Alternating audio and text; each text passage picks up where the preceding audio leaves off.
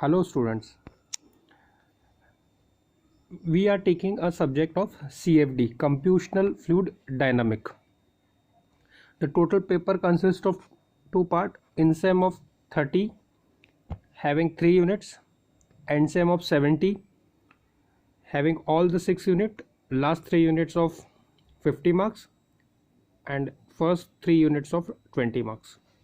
This subject is also having a term work of 25 marks. Basically, this subject consists of 30% theory, 30% to 40% derivation, and remaining is numerical. Okay, so this thing you should know. Before starting this subject, we must have a knowledge of fluid mechanics, heat transfer, and some basics of NMO. There is some programming languages, but it is not so difficult. It is very simple. So if you don't have the knowledge, then also we can manage. Okay. In this subject, we have total 6 units. Out of this 6th unit, first unit is Introduction to CFD. One more very important thing about this subject is most of the students whose mathematics are perfect, they may enter in this subject. Okay. Second thing, you must have the knowledge of derivative and basic knowledge of integration. Basic derivative, basic integration. Now we have heard a word CAD, CAM and CAE. So this subject will cover your CAE.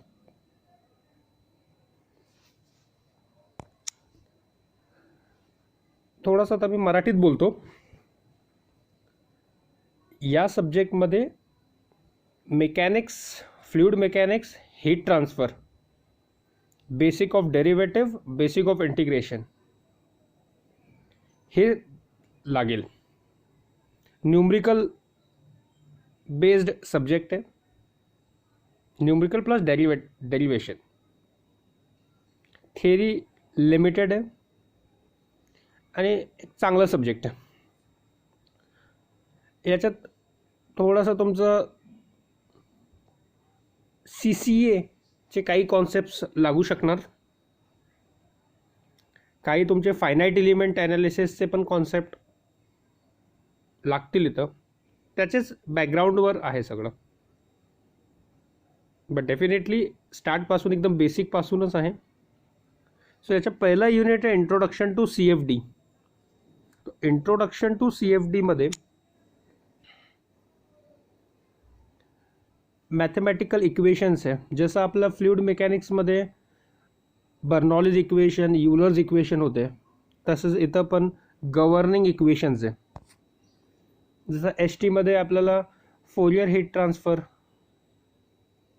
Newton's law of cooling तसे law होते, तसा fluid CFD मध्ये पण काही governing equations आहे जे की आपल्याला बघायचं आहे.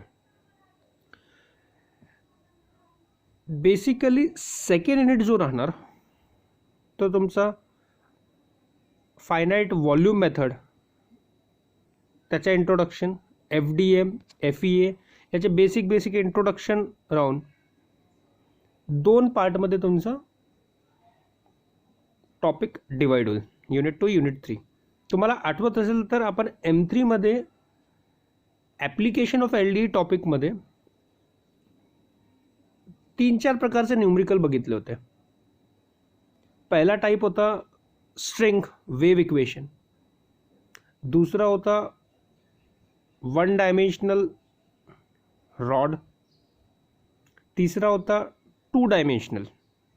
सो इथं पण तसंच आहे, 1D आणि 2D मध्ये तुमचं कंपोनेंट डिवाइड होईल.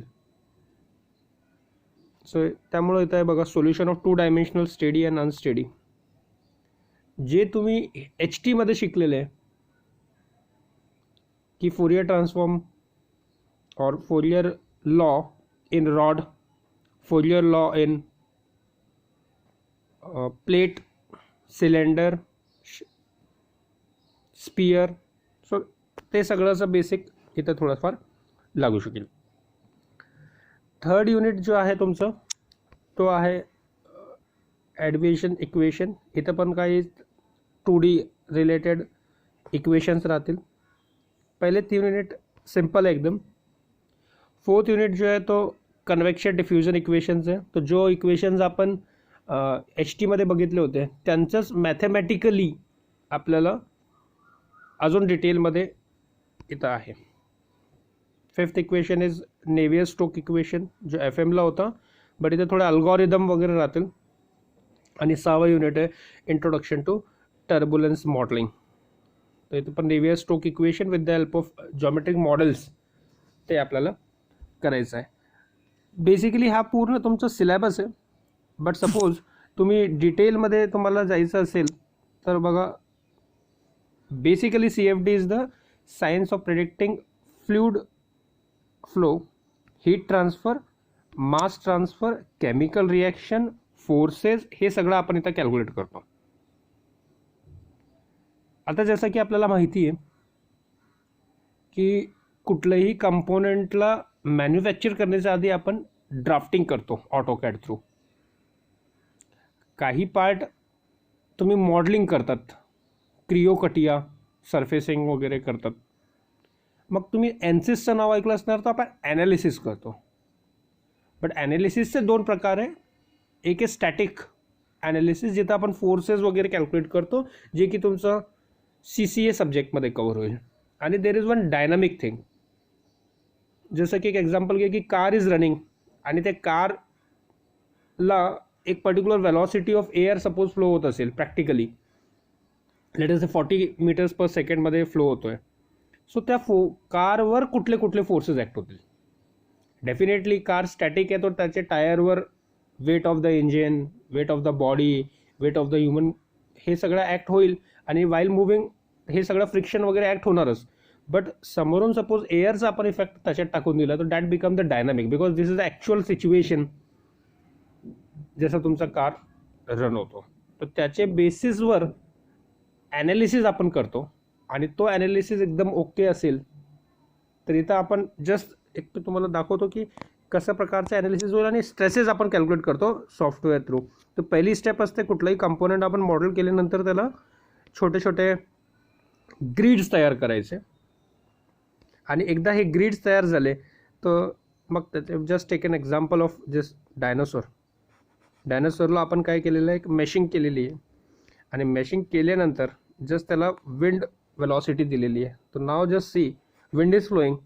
आणि मग याचे कुठले बॉडीवर, कुठले पार्टवर फोर्सेस ॲक्ट होणार जस्ट चेक करा. तर डेफिनेटली तो या साईडला पडतोय, तो त्याला इथं red means more stresses, more forces, more chances of pressure. ठीक आहे. सो बघा डिस्ट्रीब्युशन दिसतो आता आपल्याला की कुठं जास्त स्ट्रेस राहणार, कुठं कमी स्ट्रेस राहणार. तर बेसिकली हा मेन कॉन्सेप्ट आहे. हे बघा 0.6 मीटर पर सेकंडची वेलॉसिटी आपण सपोज दिली आहे एअरची. तर बघा कुठले प्रकारचे स्ट्रेसेस, किती स्ट्रेसेस जनरेट होणार, हे सगळं आपण ॲन्सिसवर कॅल्क्युलेट करू शकतो. हे फार कॉम्प्लिकेटेड झालं. असे छोटे छोटे पार्ट्स घेऊन, जसं इंजिनला 10, 20, 50, 100 जे पण पार्ट्स आहेत त्यांना प्रत्येकाचं सेपरेट ॲनालिसिस करायचं. नंतर मॉडेलिंग करून ॲनालिसिस करायचं. Actual situations, actual forces, actual velocities, actual heat, हे सगळं आपण देतो.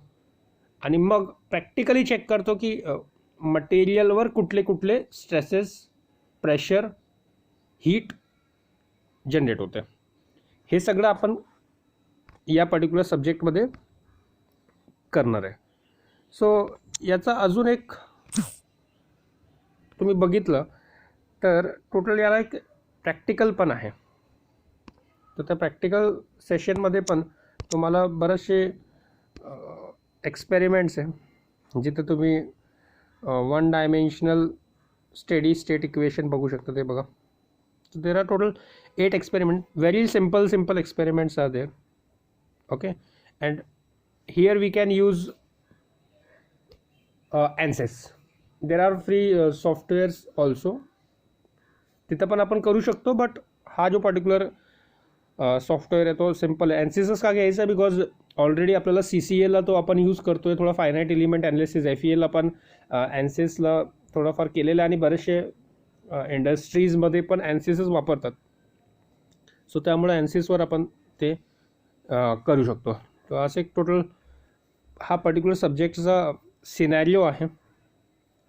कम back to your earlier participations of the student. तर फार कमी स्टुडंट्स याला ओव्हरऑल युनिव्हर्सिटीला बघतात because it is somewhat difficult subject, but definitely it is very very career oriented. CAEला भरपूर डिमांड आहे पुढे युनिव्हर्सिटी इंडस्ट्रीजला, ते तुम्ही बघा. ठीक आहे. तो माय बेसिक इंटेन्शन इज की तुम्ही थोडासा आज सर्च आउट करा की CAEचे काय काय जॉब अपॉर्च्युनिटीज आहे. Package are very very high. Definitely या सब्जेक्टमध्ये तुम्हाला 10%च तुम्हाला भेटणार आहे. हा UG लेवलचाच फक्त सब्जेक्ट आहे आणि UG लेवलमध्ये पण बघा, तुम्ही बघितलं असेल तर फक्त बेसिक्सच आहे सगळं, बट याचे भरपूर कोर्सेस आहे. तुम्ही PGला गेले तर there is a vast elaboration of this subject. ते तुम्ही एकदा चेकआउट करू शकतात. कॅरियर ओरिएंटेड बघायला गेलो तर डेफिनेटली याला भरपूर व्हॅल्यू आहे. ज्या स्टुडंट्सची मेहनत करायची तयारी असेल तर डेफिनेटली हा भरपूर म्हणजे कॅरियर ओरिएंटेडच सब्जेक्ट आहे. रेफरन्सेसमध्ये बघितलं तर हा अँडरसनचा एक बुक आहे, अतुल शर्मा सरांचा एक बुक आहे जो की IIT बॉम्बेचे आहे. असं एक 2 बुकमध्ये ऑलमोस्ट सगळा सिलेबस कवर होतो. ओव्हरऑल एक्झाम ओरिएंटेड बघितलं तर questions are repetitive every time. Exam oriented एवढा काही डिफिकल्ट काम नाही आहे पास होणं, बट डेफिनेटली अंडरस्टँडिंग इथं भरपूर पाहिजे. आणि मोस्ट ऑफ द स्टुडंट्स असतो की फायनल इयरला जास्त डिफिकल्ट सब्जेक्ट नको आम्हाला, बट त्याच्यापासून थोडंसं तुम्ही वर यायला पाहिजे, थोडंसं मेहनत करायला पाहिजे.